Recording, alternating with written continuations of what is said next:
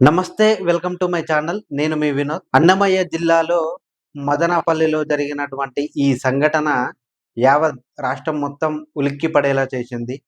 ఎందుకంటే ఆహ్, చేనేత కార్మికులు ఉండేటువంటి ఒక కాలనీలో ఒక సైకోగాడు చిన్న పాపని అత్యాచారం చేసి డ్రమ్ములో వాటర్ అయితే ఏవైతే ఉంటాయో డ్రమ్ములో, ఆ వాటర్‌లో ముంచి చంపేశాడు. మరి చంపేసిన తర్వాత ఆ డ్రమ్‌లో పడేశాడా? లేదు అంటే ఆ వాటర్‌లోనే ముంచి అలాగే ఉంచేశాడా? అనేది మిస్టరీగానే మిగిలిపోయింది. అంతలోపే పోలీసులు ఇన్వెస్టిగేషన్‌లో భాగంగా ఈ సైకో గాడని తెలిసిన తర్వాత ఆ అవమానం తట్టుకోలేక ఈ సైకో గాడు ఆత్మహత్య చేసుకోవడం జరిగింది. మరి ఇది కావాలనే చనిపోయాడా? అంటే ఆ అవమానం తట్టుకోలేకనే? లేదు అంటే ఎవరన్నా చంపేశారా అనే కోణంలో పోలీసులు ఇన్వెస్టిగేషన్ చేస్తున్నారు. కానీ ఇక్కడ ఇంకో అంటే ఒక మంచి చూసుకోవచ్చు, చెడు చూసుకోవచ్చు. మంచి ఏంది అంటే, ఈ చిన్న పాపను అంటే వాడు చంపేసినటువంటి చిన్న పాపకి కొంచెం న్యాయం జరిగిందనే చెప్పవచ్చు. ఇంకొకటి ఏంది అంటే ఖచ్చితంగా వాడే చంపేశాడా? లేకుంటే ఇంకెవరైనా చంపేశారా? అనేది ఎవరికీ తెలియని విషయం. బేసిక్‌గా మనకు అనుమానం మాత్రమే ఉంది. అంటే ఆ చిన్న పాపని ఈ హర్షవర్ధన్ అతని పేరు. అతను చంపేశాడా? లేదు అంటే అతని వెనకాల ఇంకెవరన్నా ఉన్నారా? అంటే ఒకడే ఉన్నాడా? ఇంకేమన్నా గ్యాంగ్ ఉన్నదా? అనేది ఇప్పటికీ తెలియనటువంటి పరిస్థితి ఉంది. ఒకవేళ ఒక్కడే కాకుండా ఇంక గ్యాంగ్ ఉంటే పాపం ఒకనికి అన్యాయం జరిగిపోయినట్టే. ఎందుకు అంటే సరే అతని పైన నేర చరిత్ర ఉంది.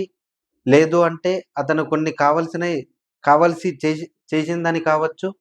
ఏది ఏమైనా కూడా ఇతను చనిపోవడం కొంచెం బాధాకరమే. ఎందుకంటే ఇతను బతుకుంటే ఇంకా వివరాలు వచ్చే అవకాశం ఉండేది. ఎందుకు అంటే బేసిక్‌గా ఇక్కడ ఆ చిన్న పాపకు సానుభూతి రకరకాలుగా తెలియజేస్తా ఉన్నారు. నిన్న అనిత అంటే ఆహ్, హోమ్ మినిస్టర్ ఎవరైతే ఉన్నారో అనిత గారు గూడా ఫోను జేసి ఈ చిన్న పాప వాళ్ళ నాన్నతో మాట్లాడింది. "ధైర్యంగా ఉండండి. మీకంతా న్యాయమే జరుగుతుంది. న్యాయం జరిగేలా నేను చూస్తాను" అని సానుభూతి తెలియజేసింది. అలాగే పెద్ద పెద్ద వాళ్ళు కూడా ఈ చిన్న పాపకి సానుభూతి తెలియజేశారు. అంతలోనే ఈ ఉదంతం జరగడానికి బలమైన కారణం ఏంది? కావాలనే చంపేసినట్టే ఉంది. లేదు అంటే అతనే కావాలని అంటే ఈ అవమానం తట్టుకోలేక చనిపోయాడని కొందరంటుంటే, లేదు చంపేశారని కొందరంటుంటున్నారు. ఏది ఏమైనా గూడా అలా చనిపోకుండా కొట్లాడితే బాగుండేది. ఎందుకంటే అతను ఏ తప్పు చెయ్యకపోతే చనిపోవాల్సిన అవసరం ఏముంది? సరే ఇప్పుడు అతను తప్పు చేశాడు కరెక్టే. శిక్షలున్నాయి, కోర్టులున్నాయి. ఆ కోర్టుల పరంగా వెళ్తే అతనికి యావజ్జీవ కారాగార శిక్ష విధించేదా? లేదు అంటే కొన్ని సంవత్సరాలు విధించేదా? అనేది అది అతను చేసిన తప్పు దాన్ని బట్టి నిర్ణయిస్తారు. కాకుండా అసలు నిన్ననే పోలీసులు ఎందుకు అరెస్ట్ చేయలేదు? ఇతనే హర్షవర్ధన్ అనే తెలుసు గదా! మరి ఇతను వాళ్ళకు దొరకకుండా ఎక్కడనన్నా దాక్కున్నాడా? నిన్ననే గదా మొత్తం తెలిసింది. పలానా వ్యక్తి సైకోగా మారి అంటే ఒంటరిగా ఉండేవాడు. ఎవరన్నా ఏమన్నా అడిగితే తిరగబడేవాడు. ఇంతకుముందు నేర చరిత్ర ఉండేది. ఇవన్నీ తెలిసిన పోలీసులు అరెస్ట్ ఎందుకు చేయలేదు? సరే ఒకవేళ అరెస్ట్ చేసినా అంటే తీసుకువెళ్ళేటప్పుడు ఇదంతా జరిగిందా?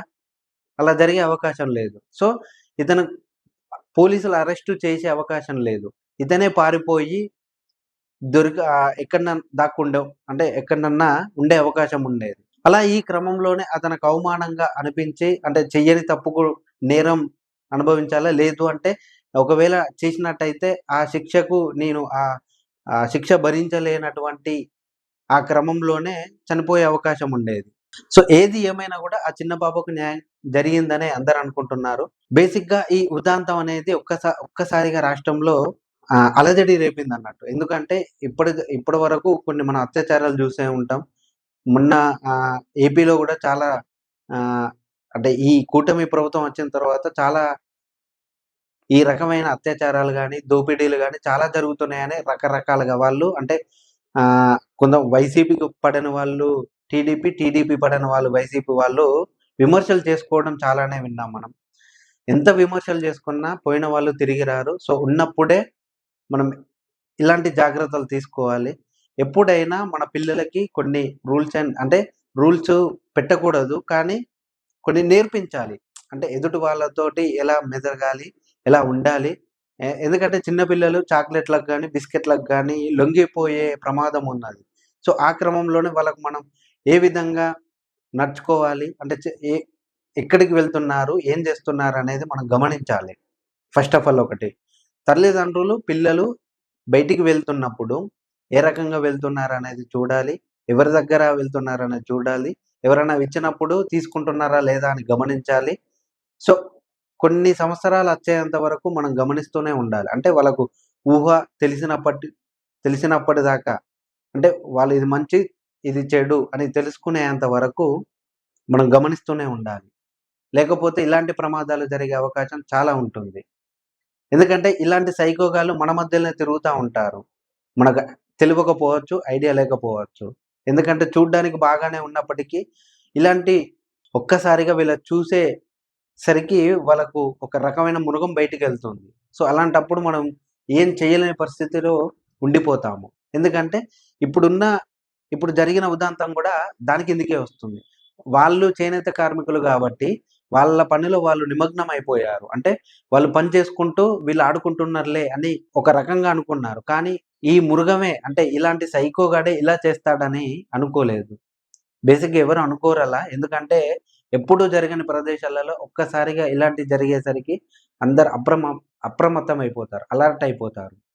కానీ జరిగేదేదో మొత్తం జరిగిపోయింది గాబట్టి, ఇక ముందు ఇలాంటివి జరగకుండా ఉండాలంటే మన పిల్లలని మనం జాగ్రత్తగా మనమే చూసుకునే బాధ్యత మన పైనే ఉంది. వాళ్ళకు బ్యాడ్ టచ్ ఏది, గుడ్ టచ్ ఏది నేర్పించాలి. వాళ్ళు డిఫెన్స్‌గా ఏమేమి చెయ్యగలరో అది ఖచ్చితంగా నేర్పించాలి. ఎందుకంటే రేపు మనం ఉన్నా లేకపోయినా వాళ్ళకు వాళ్ళు ఆహ్, డిఫెన్స్ చేసుకునేలాగా లేదంటే కాపాడుకునేలాగా మనం తయారు చేయాలి వాళ్ళని.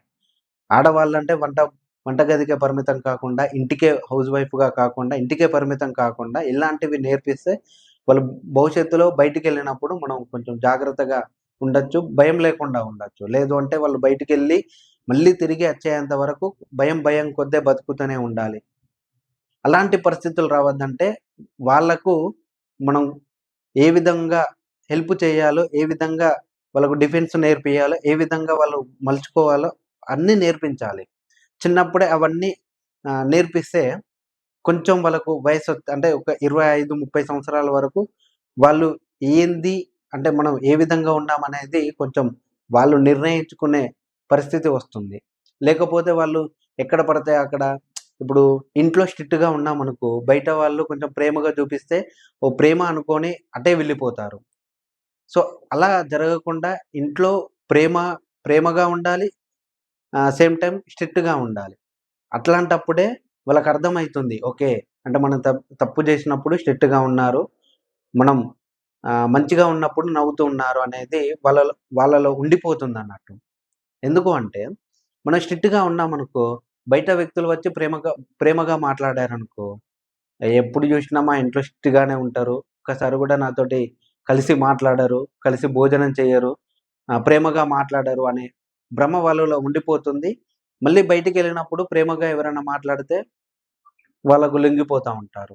సో, అలా జరగకూడదు అంటే ఖచ్చితంగా మనం జేయాల్సిందేంది అంటే, వాళ్ళతోని ప్రేమగా ఉండాలి. అదే సేమ్ టైమ్ వాళ్ళు ఏదన్నా తప్పు జేసినప్పుడు గానీ, లేదు అంటే మనకు తప్పుగా అనిపించినప్పుడు గానీ, చెప్పే ప్రయత్నం చేయాలి. లేదు అంటే కొంచెం గట్టిగా బెదిరించడం గానీ, గట్టిగా చెప్పడం గానీ చెయ్యాలి. అలాంటప్పుడే వాళ్ళు ఓకే. ఇది తప్పు. ఈ జోలికి వెళ్ళకూడదు. సైడ్ వెళ్ళకూడదనేది వాళ్ళు నిర్ణయించుకునే అవకాశం ఉంటుంది.